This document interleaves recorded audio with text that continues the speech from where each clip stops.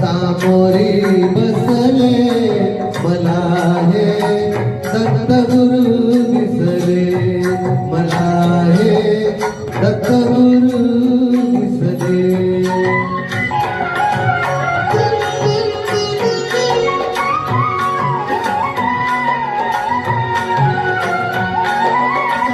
माय उभी गाय होती पुणे वासरू पाहे म्हणून